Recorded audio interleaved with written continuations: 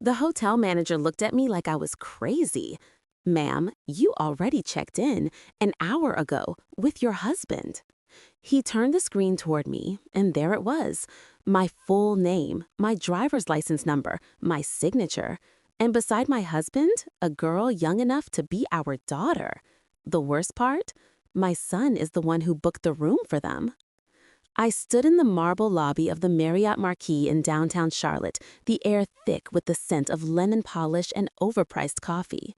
My suitcase, packed for a surprise anniversary weekend with my husband of 27 years, sat forgotten at my feet. My navy trench coat was still damp from the October drizzle outside. The clerk's badge read Javier, Guest Services. His eyes darted from me to the screen and back again, like he was waiting for me to explode. I didn't. I leaned closer to the screen. The signature was perfect. My looping L in Laura, the sharp cross on the T in Thompson.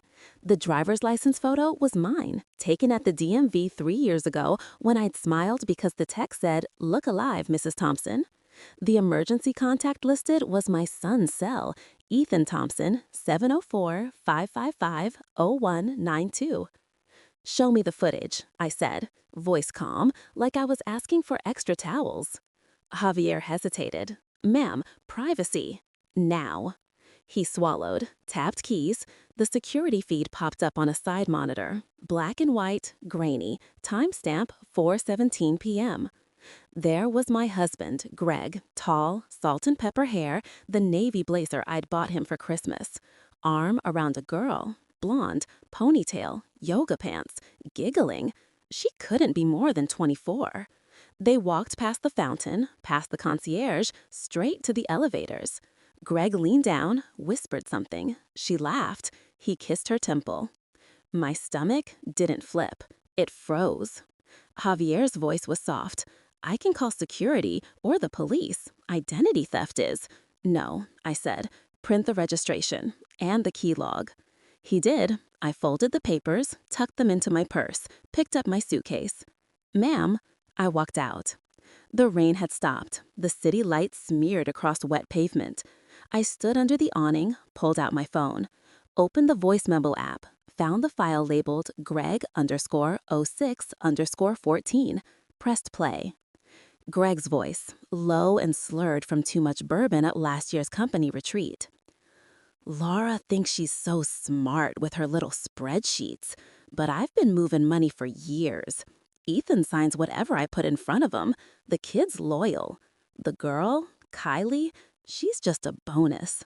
Once the lake house closes, we're gone. Laura will be left with the mortgage and a smile." I stopped the recording, closed my eyes, breathed. Then I dialed. "Agent Morales," the voice answered. "FBI White-Collar Division. I'd met her 6 months ago at a charity gala. Greg had introduced us, never knowing she was undercover." "It's Laura Thompson," I said. "Start the plan." Click. I hailed a cab, gave the driver my address in Pineville, sat back, watched the city blur. 27 years. 2 kids. Ethan, 25, our daughter Mia, away at Duke. A house with a wrap-around porch. A retirement fund I'd built from night shifts and skipped vacations. A husband who'd stopped touching me 3 years ago, who said he was tired. A son who'd started calling me Mom instead of Mama, who looked away when I asked where the money went. I'd known for months, suspected for longer. The hotel wasn't the shock. It was the confirmation. The cab pulled into my driveway at 7:42 p.m. The house was dark.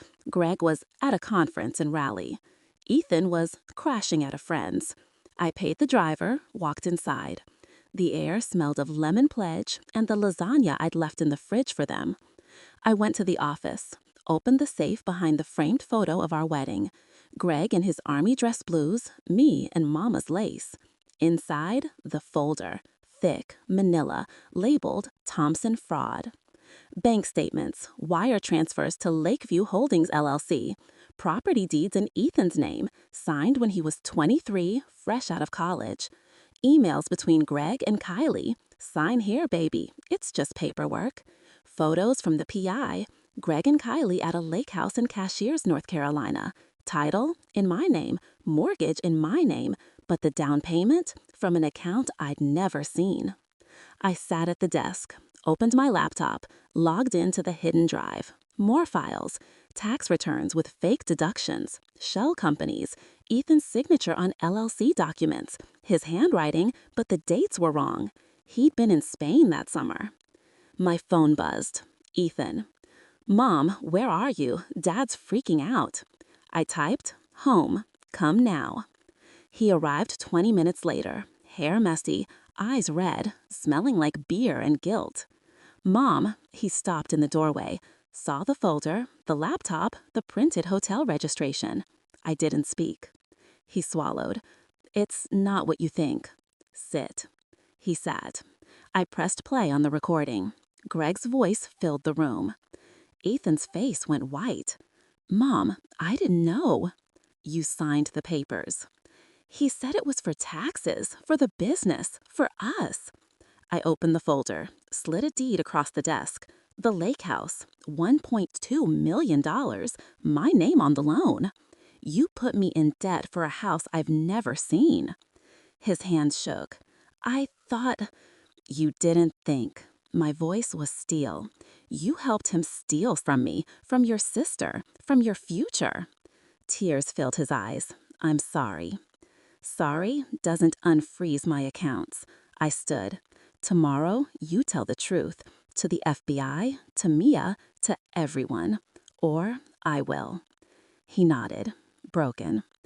I walked to the kitchen, poured a glass of water, drank it slow. The doorbell rang.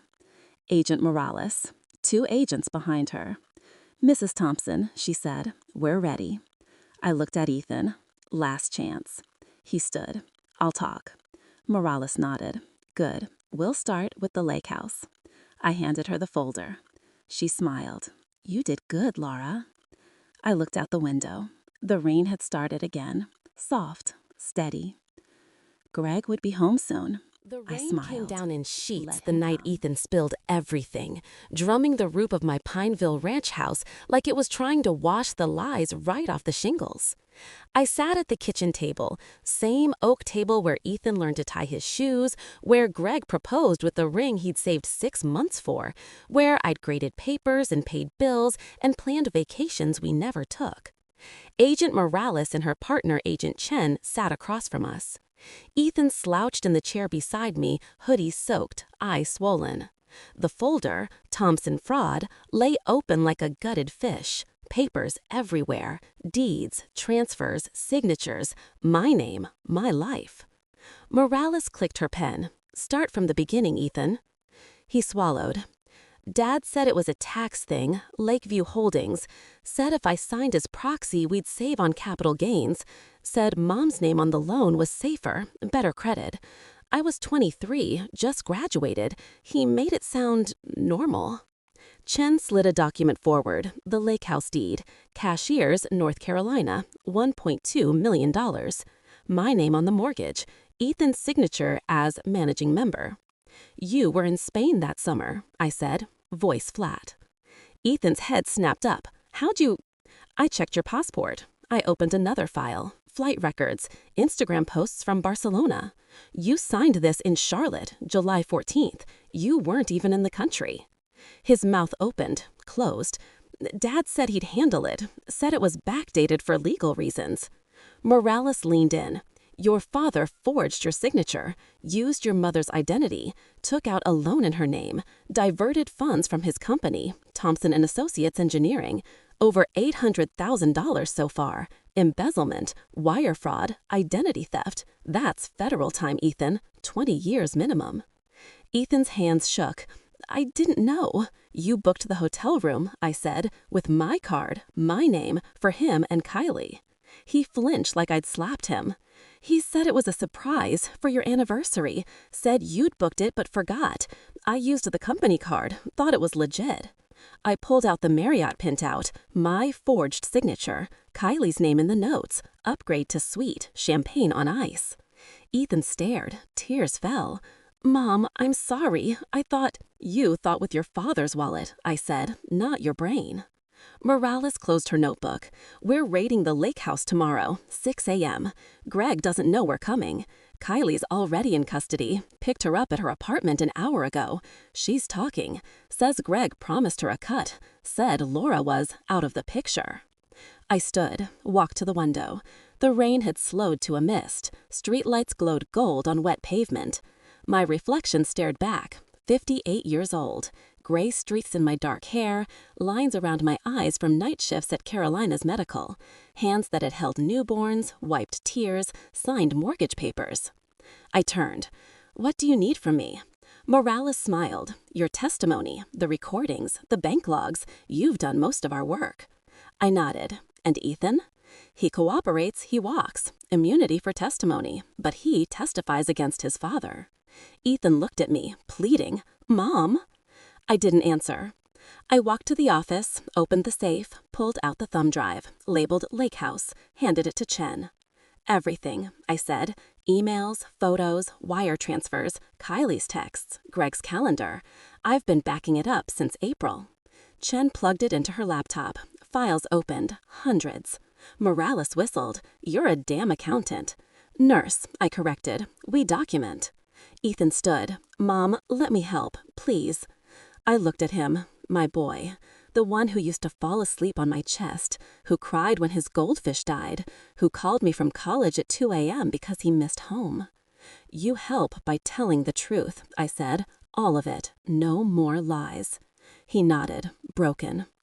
The agents left at 11:07 p.m. Rain had stopped. The air smelled clean. I locked the door, turned off the lights, sat in the dark.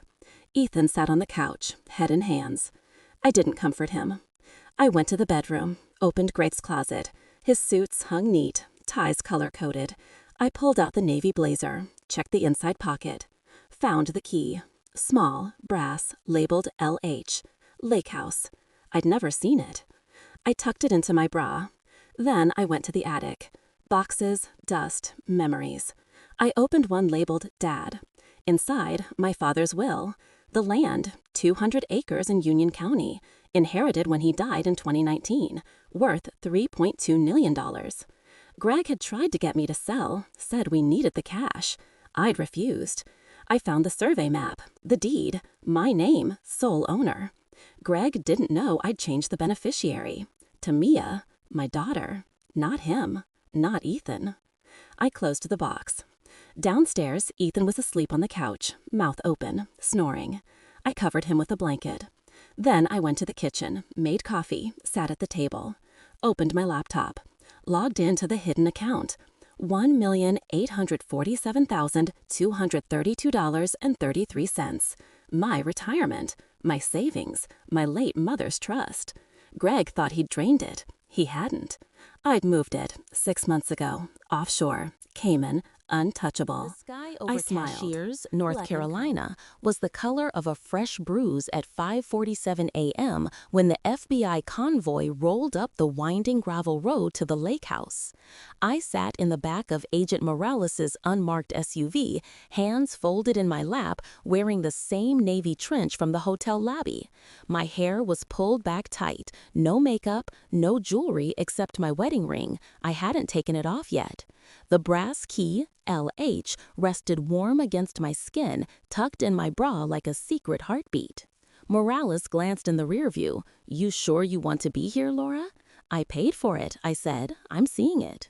She nodded. No argument. 6 vehicles, 12 agents, 2 canine units. Dawn light glinted off badges and windshields. The house came into view, a 3-story cedar monster with floor-to-ceiling windows, a wraparound deck, a private dock jutting into Lake Glenville like a finger pointing at my future. Smoke curled from the chimney, lights glowed gold inside. Greg's silver Audi sat in the drive, North Carolina plates, GT Amp 1. Ethan sat beside me, hoodie up, eyes red. He hadn't slept. Neither had I. The lead agent, Ramirez, gave the signal. Doors opened. Boots hit gravel. Rifles raised. Morales touched my arm. Stay behind me. We moved. Front door. Ramirez knocked. 3 sharp raps. FBI, open up. Silence.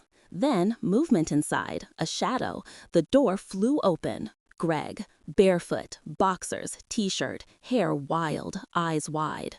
What the? Ramirez pushed past. Gregory Thompson, you're under arrest for wire fraud, identity theft, embezzlement. Greg's gaze locked on me. Laura? I stepped forward, calm. Morning, honey. His mouth opened, closed. Kylie stumbled out behind him, blonde hair tangled, mascara smeared, wearing Greg's dress shirt. She saw the guns, screamed. Agents swarmed, cuffs clicked. Greg didn't fight, just stared at me like I was a ghost. Ethan stayed by the SUV, couldn't look. Inside was worse than I'd imagined. Marble floors, leather furniture, a kitchen bigger than my entire house, photos on the wall, Greg and Kylie smiling, kissing, on the deck, on the dock, in the hot tub, my name on the deed taped to the fridge like a trophy. Morales handed me gloves. Your house, your search. I walked room by room. Master bedroom, my perfume on the dresser, my robe on the hook, my slippers by the bed.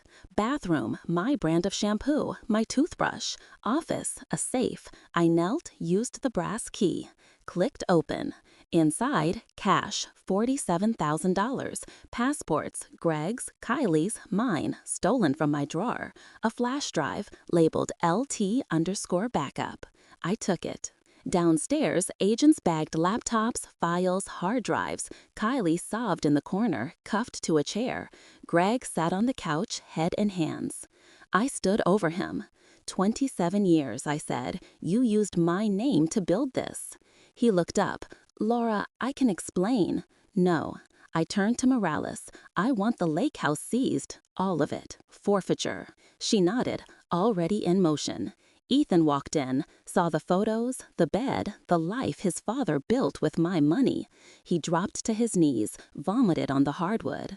I didn't help him. Outside, the sun rose over the lake, pink, gold, beautiful.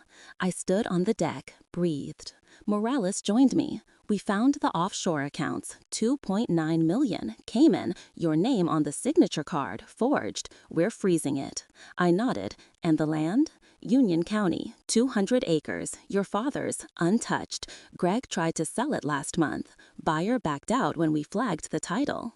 I smiled, small. Ethan stumbled out, face green. Mom, I didn't know about the house, I swear. I looked at him, my son, my betrayer. He cried, hard, ugly. I didn't comfort him. Morales' radio crackled. Thompson, we've got a problem. The girl, Kylie, she's saying Laura Lou, saying it was a joint venture, that you signed off. I laughed, cold. Let her talk. I walked inside, stood over Kylie. She looked up, defiant. You can't prove. I pulled out my phone, pressed play. Kylie's voice recorded 3 months ago at the company picnic. Greg says once Laura's out of the picture, we'll have it all. The lake house, the land, the trust. She's too dumb to notice. Kylie's face crumpled. I stopped the recording. Try again, I said. Morales cuffed her tighter. Greg spoke from the couch, voice broken. Laura, I love you. I looked at him, really looked. No, I said, you loved what I gave you. I turned to Morales. Take them. They did. I stood alone in the house that wasn't mine, touched the kitchen counter, the fridge, the photos. Then I walked out, locked the door, left the key on the County mat. courthouse the smelled of old wood and lemon oil the morning I filed the divorce papers. I stood at the clerk's window in a black pantsuit I'd bought the day before. Simple, severe, no jewelry, except the wedding ring I still hadn't removed. The clerk, a woman with kind eyes and a nameplate that read Doris, stamped the petition with a thud that echoed through the marble hall like a gavel. Decree Nisi, she said, 90 days. I nodded. Thank you. Outside, October wind whipped the flags on the pole. I walked to my car, not Greg's leased Audi, and sat inside without starting the engine. The ring caught the light. 27 years. A half-carat diamond. Greg had proposed on the pier at Myrtle Beach, waves crashing, seagulls screaming. I'd said yes before he finished the sentence. I twisted it off. Left it on the dash. Drove home. Pineville was quiet.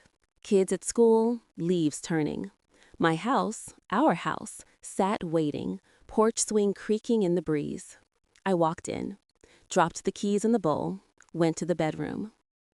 Greg's side of the closet was half empty. Agents had taken suits, shoes, files. I opened my side, pulled out the box I'd hidden behind winter coats. Inside, Mia's baby blanket, Ethan's first baseball glove, my mother's Bible, and the envelope. Laura Thompson, final instructions. I opened it. My father's land, 200 acres, survey map, appraisal, $3.8 million. Trust documents. Beneficiary, Mia Elizabeth Thompson. Executrix, Laura M. Thompson. No mention of Greg, no mention of Ethan. I changed it the day after the hotel. I closed the envelope, went to the kitchen, made coffee, sat at the table, opened my laptop, logged into the Cayman account. $2,914,203.11. Frozen, but not gone. Morales had texted, funds seized, forfeiture hearing 12:15. You'll get restitution. I smiled. The doorbell rang. Mia, 22, Duke sweatshirt, hair in a messy bun, eyes red from crying on the drive from Durham. Mom. I opened my arms. She fell into them. We cried. Then we talked. I told her everything. The hotel, the lake house, the land, the money, Ethan. She listened, didn't interrupt. When I finished, she said, I hate him. I know. I hate Ethan too. I know. She looked at the ring on the table. You kept it. For now. She nodded. We made tea, sat on the porch, watched leaves fall. At 3, Ethan called. Mom, can I come home? No. Silence. I'm at a hotel. I have nowhere. You have a job, a degree, a car. Figure it out. Mom, you helped him steal from me, from Mia, from your future. You don't get to come home. Click. Mia squeezed my hand. At 6, Morales called. Greg's lawyering up, wants a deal. Says he'll plead if you drop the civil suit. Tell him no. Thought you'd say that. Kylie flipped, full confession. Recorded Greg planning to drain the Cayman account, transfer to Panama, then disappear. I closed my eyes. He was leaving us with nothing. Looks like it. Keep her talking. Will do. Night fell. Mia cooked spaghetti. We ate in silence. Washed dishes. Watched the notebook. Her choice. Fell asleep on the couch. I woke at 2 a.m. Went to the office. Opened the safe. Took out the ring. Held it to the light. Then I walked to the backyard. Dug a hole under the oak tree where Greg and I buried our dog, Max, in 2005. Dropped the ring in. Covered it. The first patted frost the dirt. came early to Goodbye. Union County, silvering the 200 acres my father left me like a promise etched in ice. I stood at the edge of the property line at 6:12 a.m. on November 3rd, boots sinking into red clay, breath fogging in the cold. The survey stakes were still there, orange flags fluttering like warnings. Behind me, Mia's Jeep idled, headlights cutting through the dawn. She'd driven down from Duke at midnight. No questions, just a text. I'm coming. I walked the fence line, touched the barbed wire Dad and I strung the summer I was 16, remembered his hands, calloused, gentle, showing me how to twist it tight. Land don't lie, Laura. People do. He was right. The will reading was set for 9 a.m. at the old courthouse in Monroe. Greg's lawyer had filed an emergency motion, claimed marital property, wanted half the land, half the trust, half of everything I'd protected. I smiled into the frost. Let him try. We arrived at 8:47. Mia in jeans and a blazer, me in the black suit. No ring, no fear.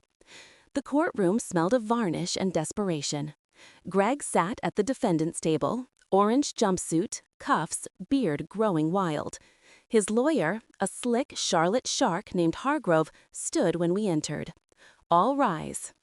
Judge Harlan, 68, white hair, voice like gravel, took the bench. Hargrove opened. Your Honor, my client asserts equitable distribution. I stood.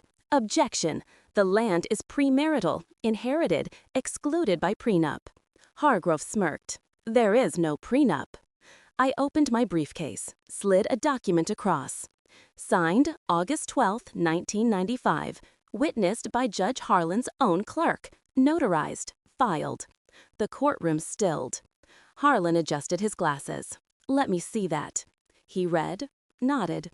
Prenup scans. Land is Mrs. Thompson's sole property. Hargrove flushed. But the trust? Funded by Mrs. Thompson's separate inheritance. Irrevocable. Beneficiary, Mia Thompson. Greg lunged. Laura, you can't. Bailiff.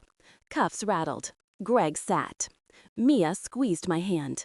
Hearing over in 12 minutes. We walked out. Hargrove followed. This isn't over. I turned. It is for you. Outside, reporters swarmed. Cameras flashed. Questions flew. No comment. Mia drove. I stared out the window. Cornfields, barns, sky so blue it hurt. She spoke first. You okay? Never better. We stopped at the land, walked to the creek where Dad taught me to fish. Ice skimmed the edges. Mia picked up a stone, skipped it. 3 bounces. Grandpa would have loved this, she said. He loved you. She cried. Quiet. I held her. At noon, Morales called. Greg's pleading, 20 years. Kylie, 8. Ethan, immunity for testimony. I nodded. Good. One more thing. The lake house, sold at auction, $1.4 million. Proceeds to you, minus restitution. I closed my eyes. When? Funds transfer Monday. I hung up. Mia looked at me. We're rich. We're free. We drove home. Pineville welcomed us with sun and silence. I cooked chili. We ate on the porch, watched the sunset bleed red across the sky. At 8, Ethan knocked. I opened the door. He stood there, thin, unshaven, carrying a duffel. Mom, no. Please, I have nowhere. You made your choice. Mia stepped forward. You helped him steal from us. Ethan's eyes filled. I know, I'm sorry. Sorry doesn't rebuild trust. He dropped the bag. I'll do anything. I looked at him. My son, my traitor. Testify. Tell the truth, then maybe, we talk. He nodded, picked up the bag, walked away. Mia closed the door. We didn't speak. I went to the office. Opened the safe, took out Dad's Bible. Opens to Psalm 37. The wicked borrow and do not repay, but the righteous give generously. I smiled. Closed it, went to bed. The courthouse in slept Charlotte without rose dreams. like a glass cathedral against the December sky, all sharp angles and cold reflection. I arrived at 7:03 a.m. on the day of Greg's sentencing, wearing the same black suit, hair in a low bun, no jewelry. Mia walked beside me in a navy coat, boots clicking on the marble. Ethan trailed 10 feet behind, hoodie up, hands in pockets, eyes on the floor. We hadn't spoken since the night I sent him away. He'd been staying at a motel off I-85, living on vending machine food and guilt. Inside, the air smelled of coffee and tension. Reporters lined the halls. Cameras flashed. Morales met us at security. Gallery's packed, she said. Kylie's testifying first, then Ethan, then you. I nodded. Let's end this. Courtroom 3B, wood paneling, American flag, seal of the DOJ. Greg sat at the defense table, orange jumpsuit, cuffs, face gaunt. Hargrove beside him, tied too tight. Kylie was already in the witness box, blonde hair flat, eyes swollen, orange matching Greg's. She wouldn't look at me. Judge Harlan entered. All rise. We did.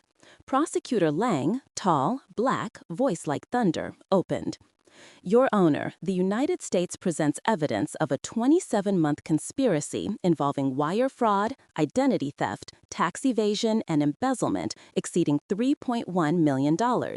The defendant, Gregory Thompson, used his wife's identity to secure loans, divert funds, and purchase property. His son, Ethan Thompson, acted as proxy. His co-worker, Kylie Brennan, facilitated transfers. Hargrove stood. My client pleads guilty with remorse. Save it, Harlan said. Witnesses.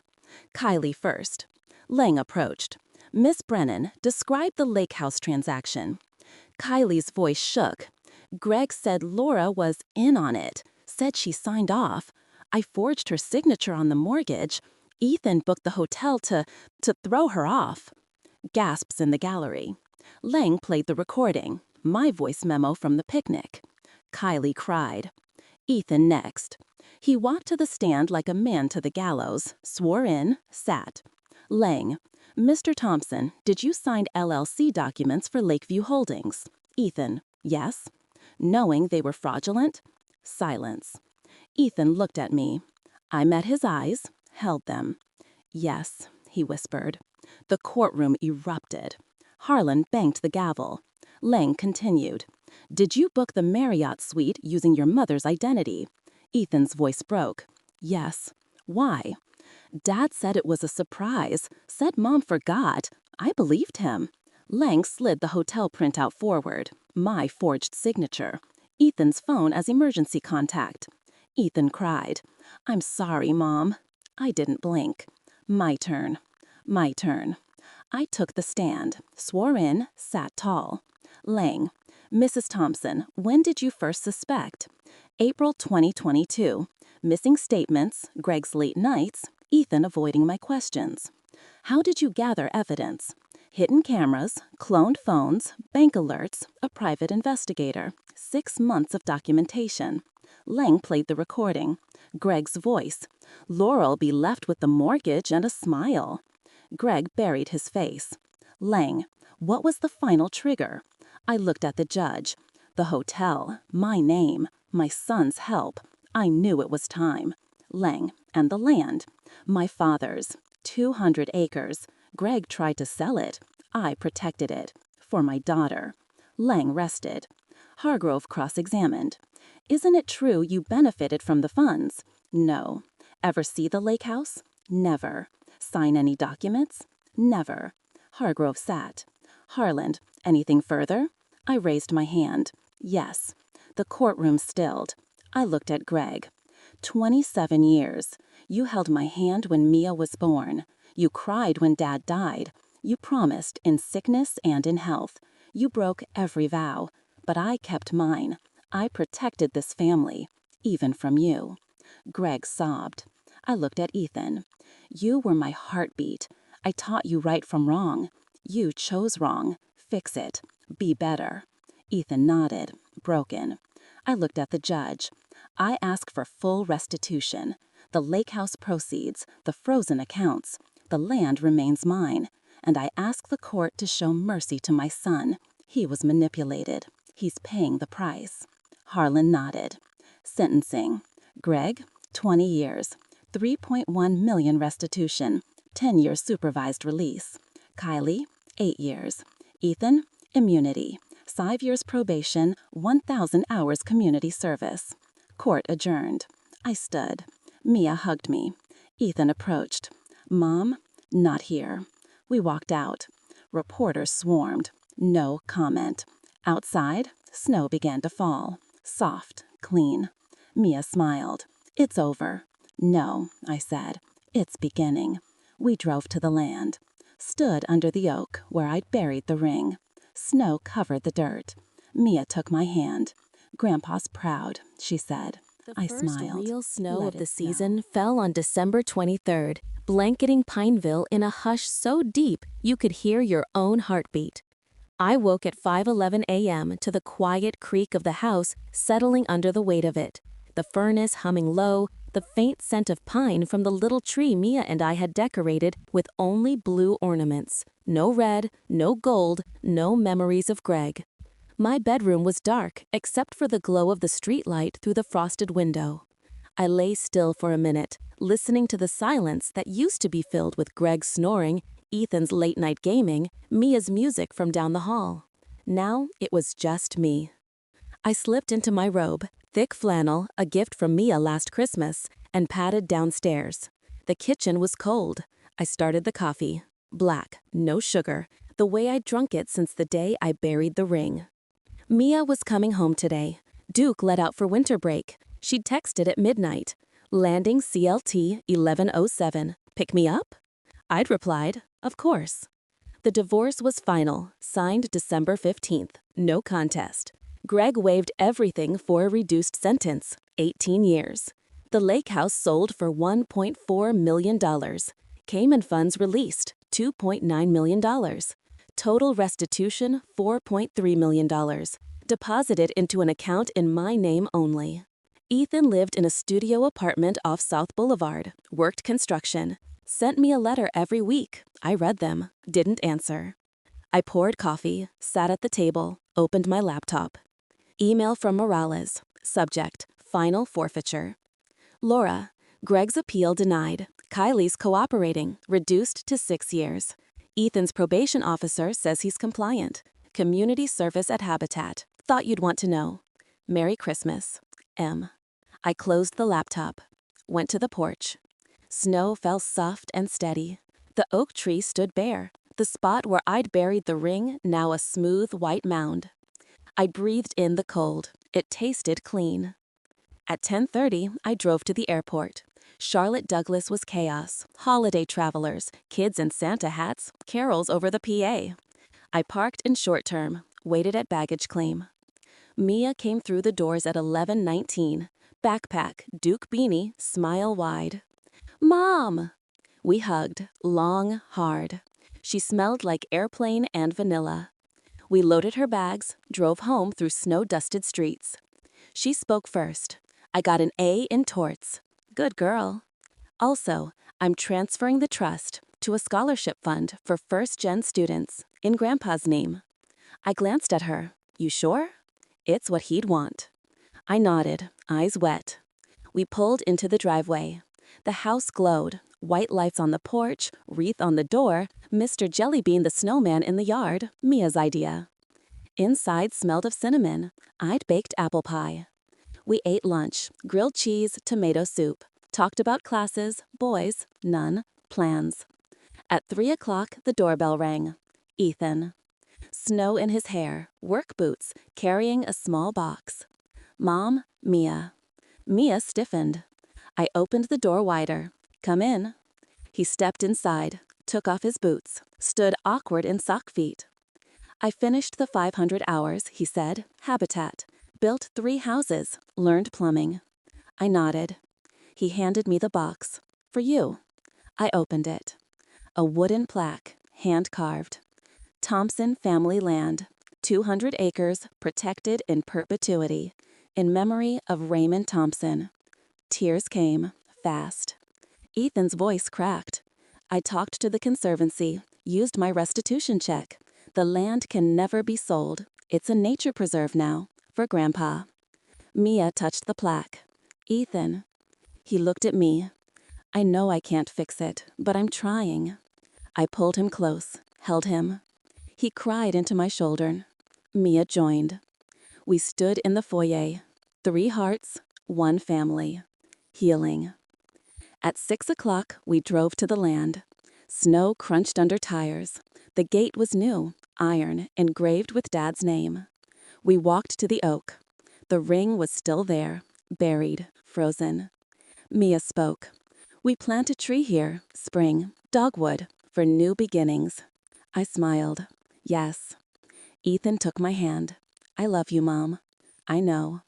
We stood in the snow. Dogwood bloomed silent, early that April, cold. a soft explosion of white against the red clay of Union County, exactly where we'd planted it over the buried ring. I stood beneath its branches at 6:03 a.m. on the first anniversary of the hotel night, wearing jeans and Dad's old flannel shirt, boots still muddy from yesterday's rain. The Thompson Family Land Preserve sign gleamed new at the gate, 200 acres of rolling hills, pine forest, and the creek where Dad taught me to skip stones. A bronze plaque at the base of the dogwood read, "In memory of Raymond Thompson, land don't lie." Mia arrived at 6:17, Duke hoodie swapped for a sundress, hair in braids. She carried 2 folding chairs and a thermos of coffee. Ethan pulled up behind her in his beat-up Tacoma, construction dust on the fenders, a Habitat for Humanity sticker on the back window. He'd finished probation last month, moved into a tiny house he'd framed himself, still wrote me every Sunday. We set the chairs in a triangle, poured coffee, watched the sunrise gold over the preserve. Mia spoke first. 1 year. I nodded. 1 year. Ethan opened a small tin. Inside, 3 sugar cookies shaped like houses. Baked them last night. Figured we'd celebrate the first house I helped finish. We ate, laughed, remembered. At 8, the dedication ceremony began. 50 people, neighbors, conservationists, Duke students, Habitat families, a local news crew. Morales in a blazer, badge hidden. Kylie wasn't there, still serving year 5 in Alderson. Greg had another 17 to go in Butner. The mayor spoke, thanked the Thompson family for the gift. Mia cut the ribbon. Ethan handed out saplings, dogwoods for every guest to plant. I stood at the podium last. Microphone squealed. I waited. Then I spoke. 1 year ago, my name was stolen. Used to book a hotel room, to sign a mortgage, to drain accounts, to break a family. But names are more than ink. They're legacy. My father taught me that. This land, his land, will never be sold, never be built on. It will breathe, grow, shelter. It will teach children to fish, to skip stones, to tell the truth. Because land don't lie. And neither will we. Applause. Tears. Photos. At noon, we planted the final tree, a redbud near the creek. Ethan dug, Mia watered, I pressed the soil. Mia whispered, "Grandpa's smiling." I believed her. We drove home. Pineville smelled of cut grass and barbecue. I cooked ribs, Dad's recipe. We ate on the porch. Ethan told stories from the build site. Mia talked torts. I listened. At dusk, Morales called. Greg's appealing again. Won't win. Let him. Ethan's file. Closed. Clean. Good. One more thing. The scholarship fund. $100,000 in applications. First recipient, a girl from Pineville. Single mom, nursing student. I smiled. Perfect. Night fell. Fireflies blinked. We sat in silence. Ethan spoke. "Mom, can I come home? Just for dinner, sometimes?" I looked at him. My son. My builder. Yes. Mia raised her glass. Sweet tea. To new beginnings. We clinked. Later, I walked to the oak alone. Knelt, brushed snow-turned earth from the spot. The ring was still there. I didn't dig it up. I whispered to the dark. They took my name to cheat me, but in the end, it was my name that saved me. The dogwood rustled. A breeze. A blessing. I stood, walked inside, closed the door. The house was whole. I was whole.